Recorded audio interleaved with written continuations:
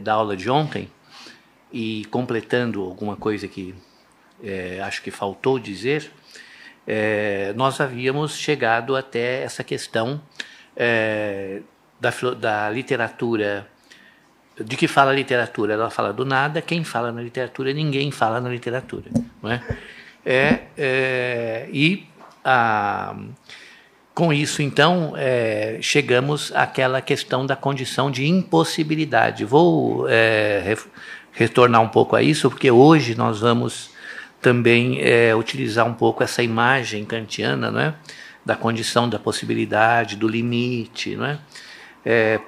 E também do transcendental, que vai ser muito importante para o texto do Foucault. Então eu vou terminar o que eu deveria ter dito, né, no final da aula passada sobre essa questão, que é a seguinte: possibilidade e impossibilidade, não é? Quando nós dizemos que há possibilidade de alguém se perder no deserto, ou que há possibilidade de morrer, nós usamos o termo possibilidade no sentido de risco. É arriscado atravessar o deserto porque você pode se perder, e viver é sempre também perigoso, né? Como se sabe, devido à iminência da morte, né? Então o risco está ligado a essa imprevisibilidade que estaria embutida na possibilidade, no sentido em que nós a vimos aparecer no Blanchot e no Foucault, mas não no caso do Kant. E é por isso que isso precisa ficar mais preciso, não é? A possibilidade em Kant, ela está ligada a um sentido de possível que projeta uma certeza, não é? Então, qual é a possibilidade de haver relações causais? É uma categoria de causalidade que torna possível essas relações causais. Desde que se use a categoria segundo os requisitos metódicos, a relação de causalidade aparecerá e, portanto, isso corresponde à previsibilidade epistemológica, não é? Então, como Kant trabalha dessa forma, nessa direção, não é? Nós temos, então, o possível usado nesse sentido. Condições devidamente cumpridas vão produzir o conhecimento, ele será determinado e ele é já previsível de antemão. Esse é o sentido do a priori, né, categorial no Kant. E também o fato de que essa possibilidade ela tem esse alcance porque ela é formal. O Kant insiste muito nisso, né? Justamente o caráter formal e transcendental das possibilidades de conhecimento é que fazem com que as categorias possam desempenhar, né, aquela função. Por isso que não é possível mais, por exemplo, tomar como condições de possibilidade elementos transcendentes, Deus, a verdade divina, ou universal no sentido clássico, não é? O Kant tem que abandonar tudo isso para justamente entender esse possível, não é? Nessa direção mais epistemológica, que justamente corresponde, na linguagem do Blanchot, a essa possibilidade interna, né? Copernicana, né? O sujeito que na verdade, a síntese de todas as possibilidades que o sujeito transcendental contém, né? No que nós dissemos acerca da exterioridade pura, a possibilidade é, por definição, incontrolável, portanto, não a priori, né? Ela se confunde com risco, né? Aqueles exemplos que nós demos no início. E, em contraposição ao Kant, nós podemos dizer que esse risco deriva de que há uma possibilidade real. A possibilidade não é formal, ela é real. E, por isso, em vez dela indicar uma certeza lógica, uma previsibilidade lógica, ela, por estar inserida na realidade, ela implica o risco, em vez dessa previsibilidade, né? E, portanto, esse risco e está, por assim dizer, associado a esta realidade construída pelo imaginário. Não é? Na possibilidade formal, existe esse controle, essa previsão, que nós sabemos muito bem quem fala. Não é? Quem fala na epistemologia é o entendimento. Não é? Está muito bem definido naquilo que nós já vimos como sendo o uso da razão. Não é? Quem fala no uso teórico da razão? O entendimento e aquele aparato lógico, não é? Que ele implica. Não é? No caso do risco, no caso da exterioridade pura, não é? Justamente não sabemos quem fala, não é? Como já mencionamos. Porque o sujeito, se ainda se pode falar em sujeito nesse plano, ele vive a sua própria perda ou ele vive da sua própria perda. Não é? Isso que o faz perder-se é algo que o precede, o deserto no qual ele vai se perder e a fala que já o precede, da qual ele vai participar e não instituir. Não é? Portanto, esta característica copernicana que está presente no Kant, não é? O sujeito só encontra aquilo que ele mesmo lá colocou. Não é? A frase célebre do Kant, né? A razão só encontra na realidade aquilo que ela já lá colocou. É a própria ideia do a priori, né? Que aqui então tem que ser descartada. Há algo que precede o sujeito, há algo que precede a sua fala e até, como nós já começamos a perceber, algo que fala por ele, fala por esse sujeito já destituído, né, da sua própria condição. Então a ficção não é apenas outro domínio do sujeito, é justamente o outro de todos os domínios do sujeito, ou então o outro da subjetividade. O que impede que haja, então, como nós vimos na aula passada, conhecimento ou apropriação, não é? Que é uma forma do reconhecimento. A apropriação, ela significa que a partir de certas pressuposições do sujeito, que podem ser de caráter lógico, de caráter psicobiológico, de caráter prático, não é? Ele vem a se apropriar do mundo e a reconhecê-lo. Não é? Muitas teorias do conhecimento dizem que, se não fosse esse elemento de reconhecimento contido no conhecimento, o conhecimento não seria possível. Esta ideia, aliás, ela vem desde o debate de Platão com os sofistas. Não é? A grande pergunta que embaraçava Platão, que os sofistas faziam, era exatamente essa: como reconhecer a verdade? Né? Se você já conhece, não precisa procurá-la. Se você não a conhece, como você vai reconhecê-la quando a encontrar? Né? Esse dilema, então, foi solucionado pelo Platão através da teoria das ideias, né?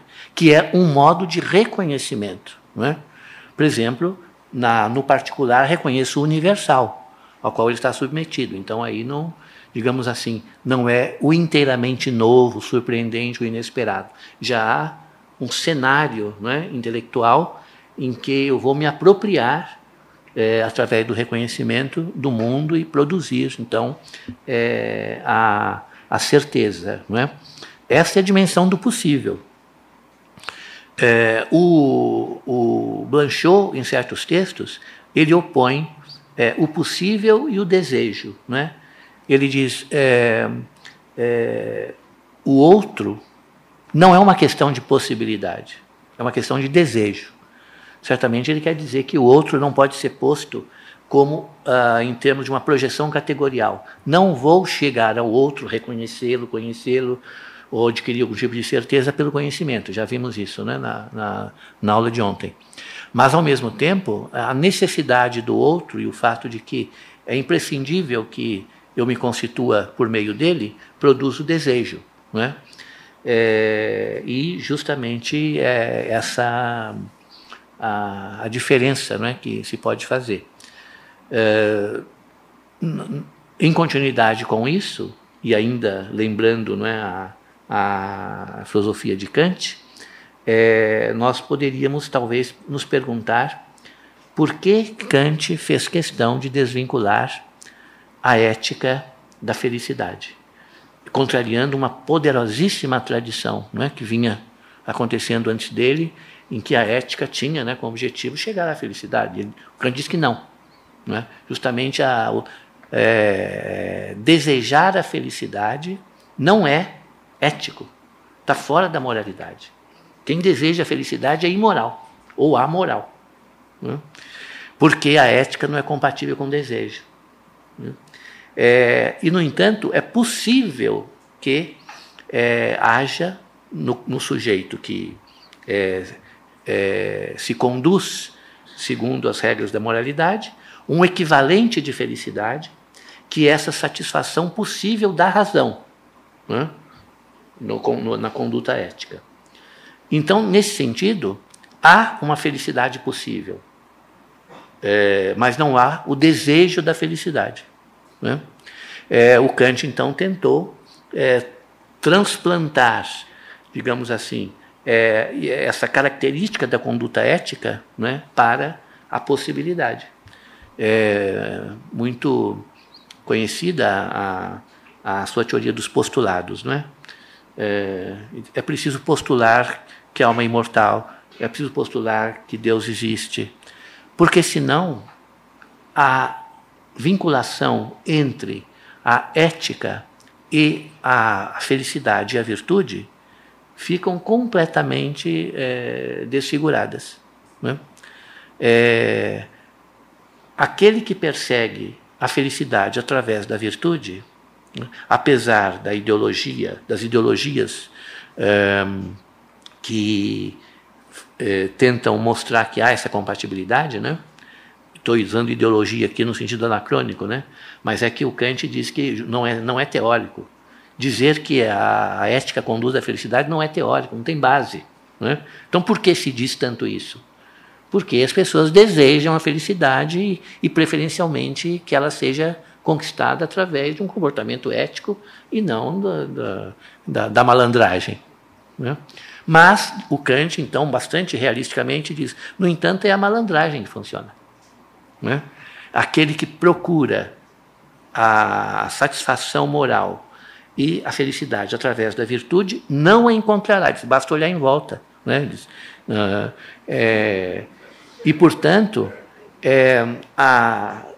como nós somos seres sensíveis que desejamos a felicidade, embora isso não seja totalmente racional, né, nós não praticaríamos a virtude.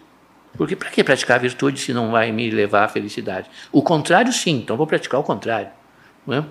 Ele diz, então é preciso que haja essa postulação que as religiões nos proporcionaram, né? Você não vai ser feliz aqui sendo alguém virtuoso, né?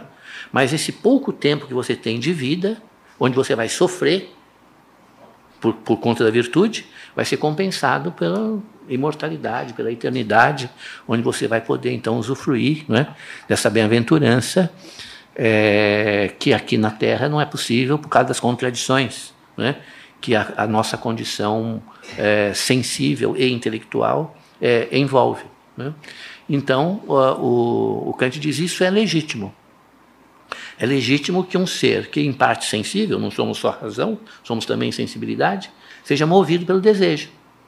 E pelo desejo de felicidade. Então, ele vê nessa postulação, não é, essa possibilidade de realizá-lo. Mas veja que isso, essa possibilidade, ela se liga a um postulado que, rigorosamente falando, não pode ser demonstrado teoricamente. Por isso é um postulado, não é? O Kant não tem nenhuma pretensão metafísica, não é? Então ele diz, é possível provar a existência de Deus, como os clássicos achavam? Não é. É possível mostrar que a alma é imortal, como o Descartes chegou a achar que provou? Claro que não, não é? No entanto, precisamos disso, desejamos isso e, portanto, postulamos para que isso venha a sustentar a nossa moral. É o desejo, né? É o desejo adaptado à possibilidade, o que não é uma coisa tão estranha, né? Quando nós dizemos um outro mundo é possível, não é? Como se fala nos movimentos sociais, nós estamos dizendo que esse outro mundo que eu acho que é possível é aquele que eu desejo. Né? Eu desejo que ele seja possível. Então, eu acho que ele é possível. Não é apenas um desejo. Se eu trabalhar nesse sentido, ele vai se tornar possível. O meu desejo, portanto, é realizável. Né? Não é só um desejo, é realizável como possibilidade. Né?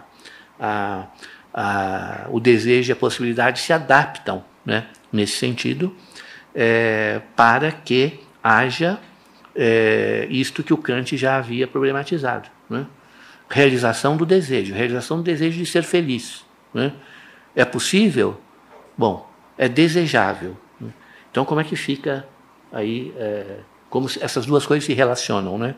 No Kant, através do postulado, mas também pode ser através desta adaptação, não é, do desejo e do sonho, não é, à possibilidade, à crença na possibilidade.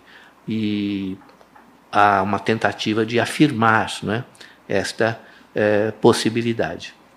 Então, nesse sentido, essa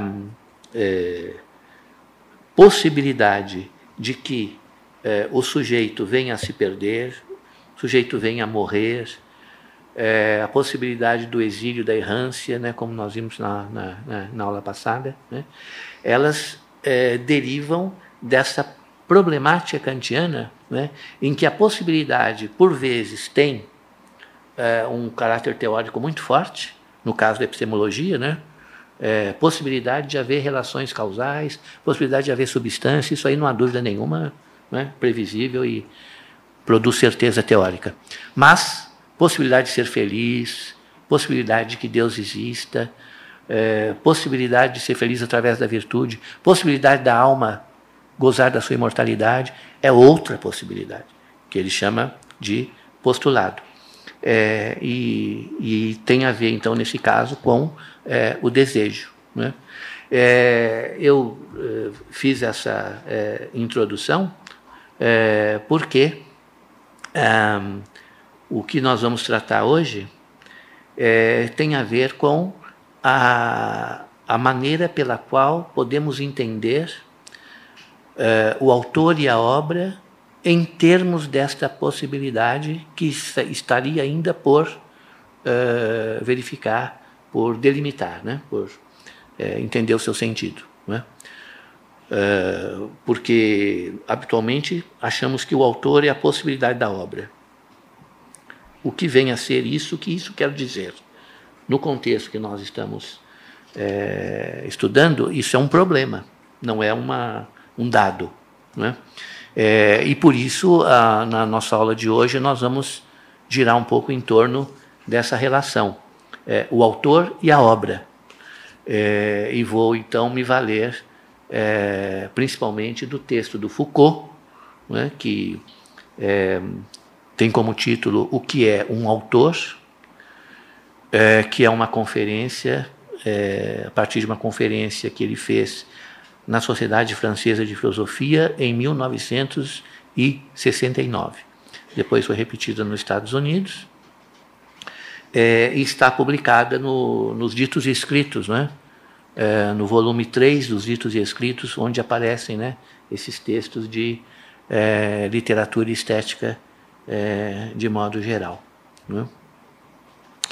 Bom, a situação deste tema, né, que na verdade não é novidade nenhuma, nesse mesmo momento, 1969, em que o Foucault vai lá expor, né, diante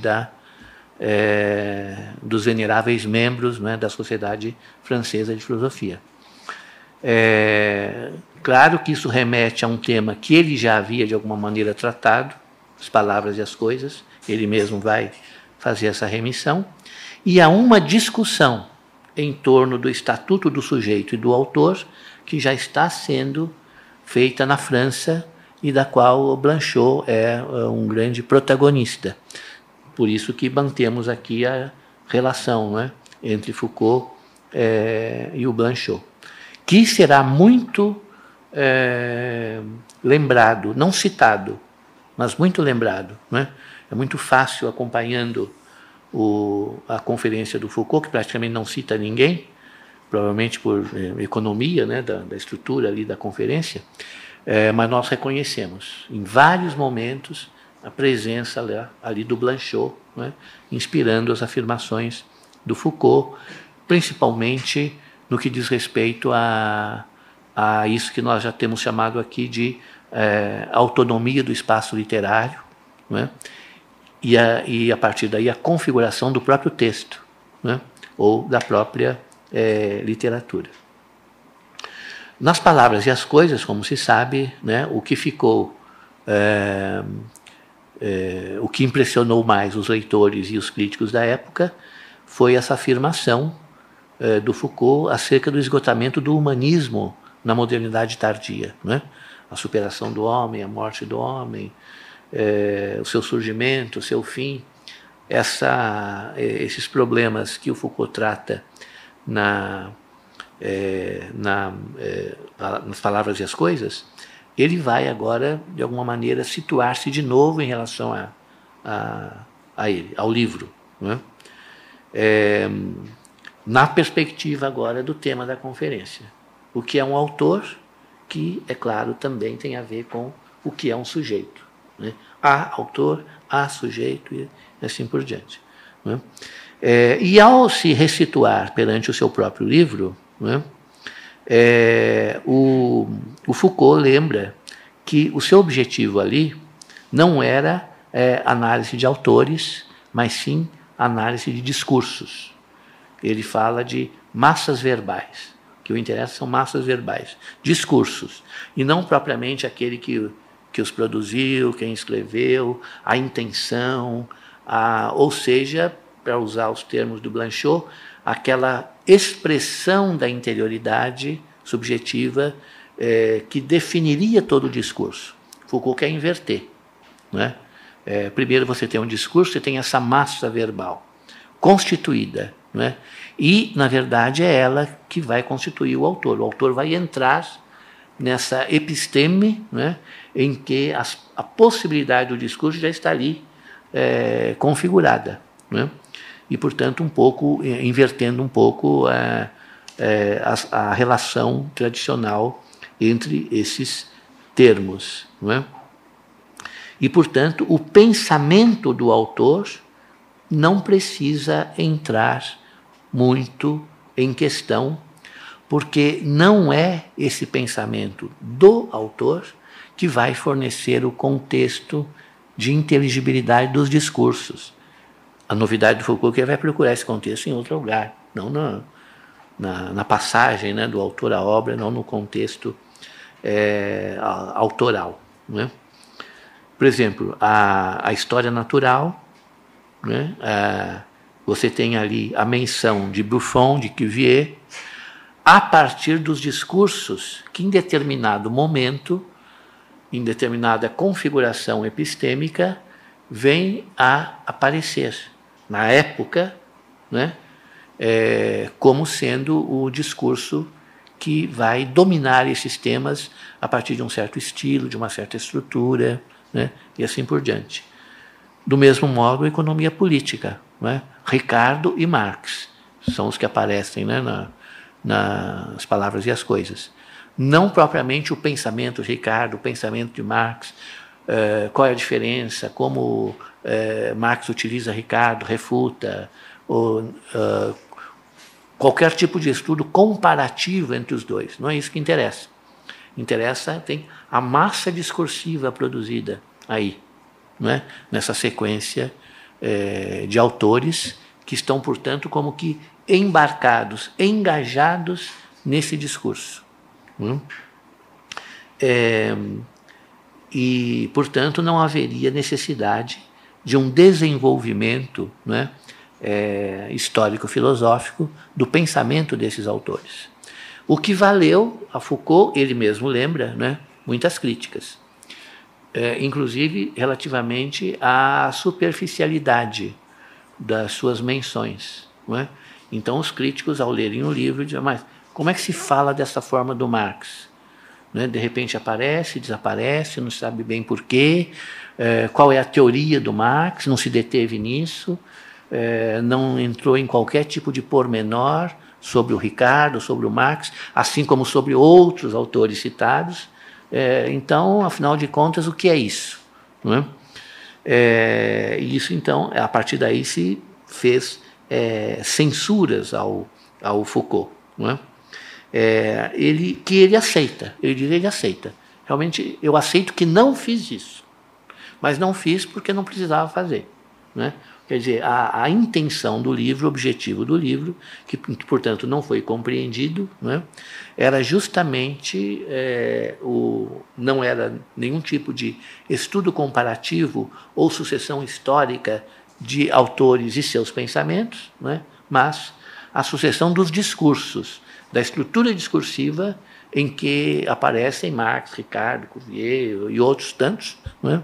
Ali como elementos, né? Quase que constituídos até por essa possibilidade discursiva, mais do que constituintes, né? Desses discursos. Né? Então, não era não era a intenção dele, né, desenvolver esse estudo mais pormenorizado. Aí ele diz assim, mas, no entanto, a culpa foi minha, a culpa do equívoco foi minha, porque eu continuei citando os nomes dos autores. Né? E aqui, pela primeira vez, ao aparecer esse termo, né, o Foucault já prepara uma longa reflexão, que vai se seguir depois, sobre o que é que isso significa, o nome do autor.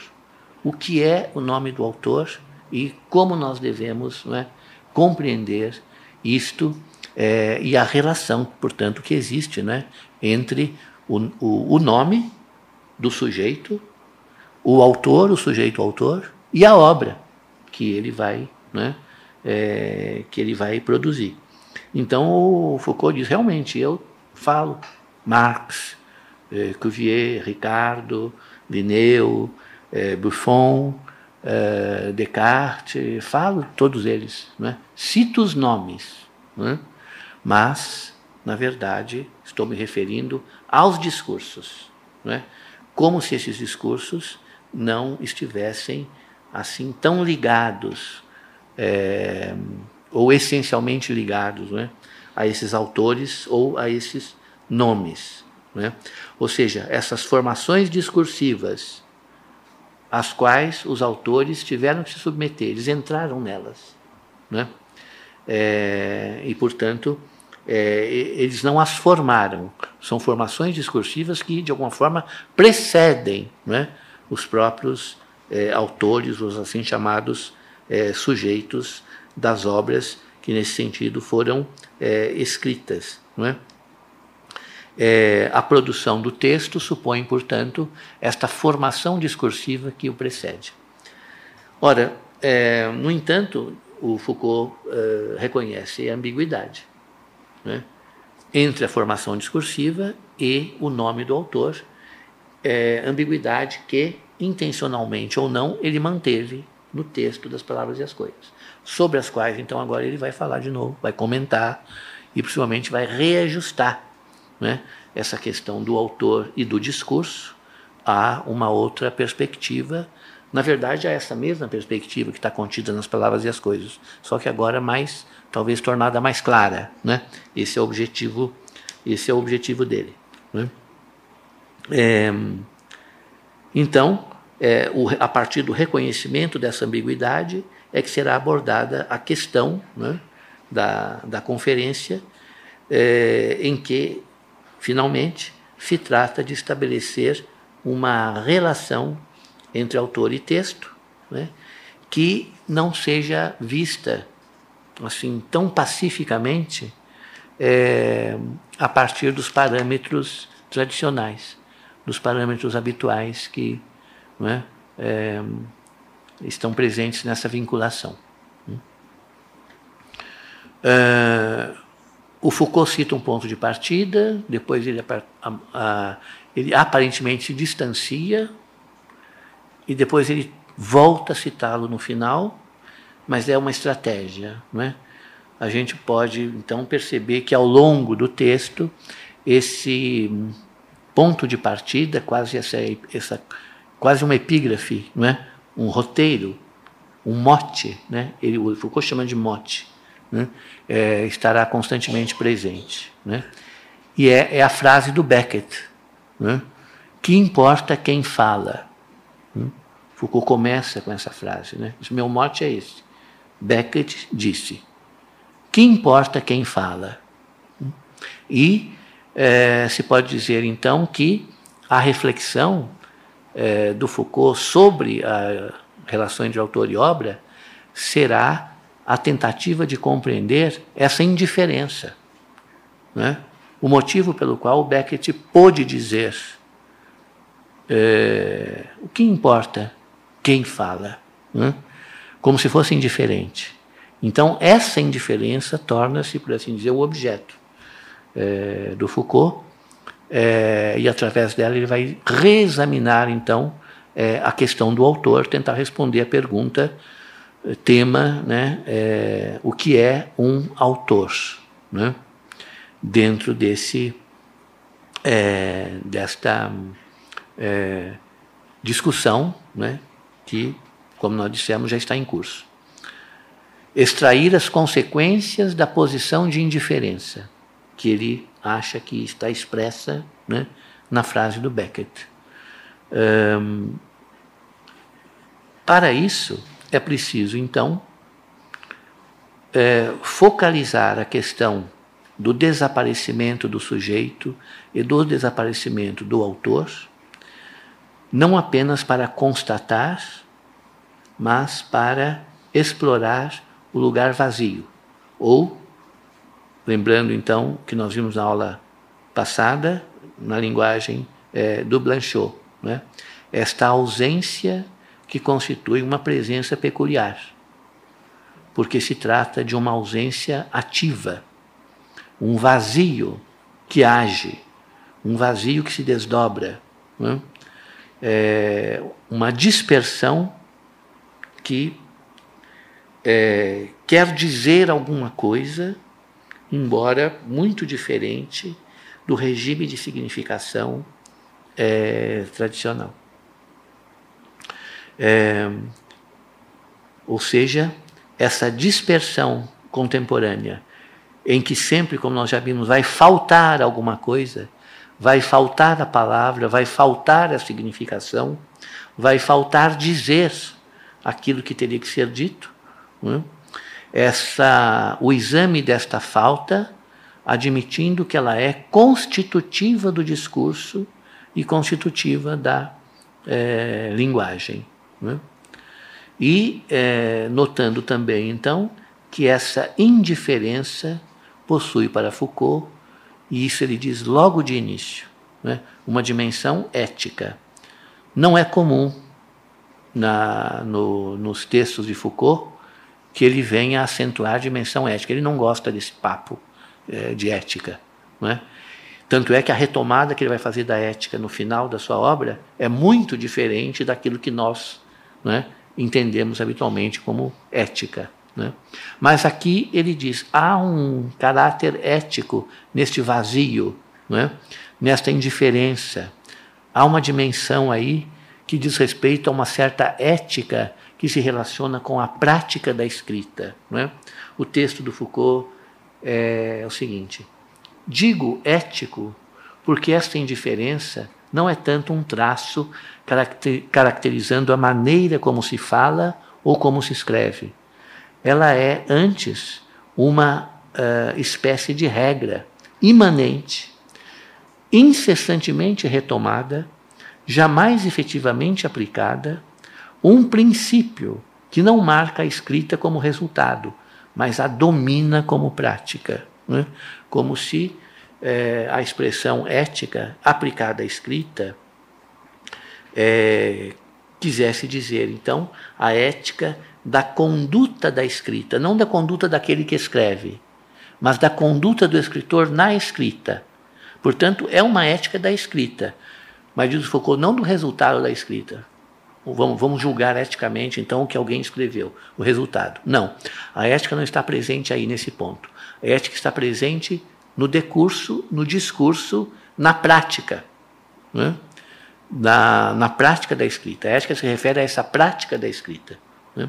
E não a possibilidade de avaliação moral, por assim dizer, dos seus resultados. A ética, diz o Foucault, domina a prática da escrita. E, portanto, a questão do autor é uma questão ética. A relação entre o autor e a obra é, sim, uma questão atravessada, né, pela ética, né? E a exploração deste lugar vazio, né, ela passa, portanto, por esta dimensão, né? Uma caracterização imanente, né, que põe em questão a ideia de expressão, né? Não é o resultado, né? É a prática que leva à expressão, mas não a própria expressão que será colocada, digamos assim, em julgamento. Pelo contrário, a expressão vai ser colocada em questão, até na sua possibilidade, né? E nós já vimos outros textos, tanto do Foucault quanto do Blanchot, que levam a essa perspectiva, porque esse é um dos pontos justamente de aproximação, né, entre os dois. Pôr em questão a expressão, significando com isso que a escrita tende a se libertar da interioridade na qual presumivelmente ela se formaria para depois vir a exteriorizar-se na forma da expressão, que seria sempre, portanto, expressão da interioridade. Já vimos as críticas, né, que o Foucault e o Blanchot fazem dessa perspectiva, e, portanto, eles comungam nessa crítica da expressão, nessa colocação em questão, né, da expressão como resultado, na verdade, como a origem como resultado, né? Está lá a origem da escrita expressiva na interioridade, e está lá o resultado, que pode vir a ser exterior, mas que foi constituído em total dependência, né, desta interioridade. A escrita, na modernidade tardia, e Foucault então se refere às discussões em curso, né, na época, ela parece estar se libertando dessa dependência, ou, se quiser, desta transcendência, né? Justamente nós já vimos, né, vimos isso, acho que creio que na aula passada, a imanência da linguagem a si mesma, né? A imanência do ser da linguagem a ele mesmo, né? O que faz com que a linguagem se liberte dessa origem transcendente, né? Ela vem de algum lugar mais importante, mais elevado, metafisicamente, né, mais valorizado, que é justamente a interioridade no pensamento tradicional, né? Então, na medida em que se reconhece que o domínio, né, da escrita é a exterioridade, né, então a questão da possibilidade dos limites, né, da escrita terão que ser tratados nesta imanência, né, nesse território exterior, e aí é que se terá que verificar, então, a partir das possibilidades e dos limites, as transgressões da escrita, né, pensada a partir de suas possibilidades e de seus limites, né? O Foucault o Foucault vai depois recolocar essa questão, que é, como vocês podem ver, de perfil um tanto quanto kantiano, né, na leitura que ele faz do Kant, no seu ensaio sobre o texto do Kant, o que é o iluminismo, né? O Foucault se debruçou várias vezes sobre esse texto. Há pelo menos umas 4 versões do texto do Foucault que examina o texto do Kant, chamado, né, o que é o iluminismo, né? E por quê? Porque a tese central do iluminismo, quer dizer, da crítica kantiana, que é o grande representante do iluminismo, né, é que há possibilidades e limites a observar, né? E as duas coisas estão vinculadas, né? Se você não observa possibilidades e limites, o conhecimento não acontece, né? Por exemplo, o metafísico. Por que o metafísico se perde no conhecimento? Porque ele só observa possibilidades. Então ele acha que tudo é possível. Né? Por que o empirista está errado? Porque o empirista só observa limites, né? E faz da percepção o território único e exclusivo do conhecimento. Então é preciso justamente ter essa visão sintética.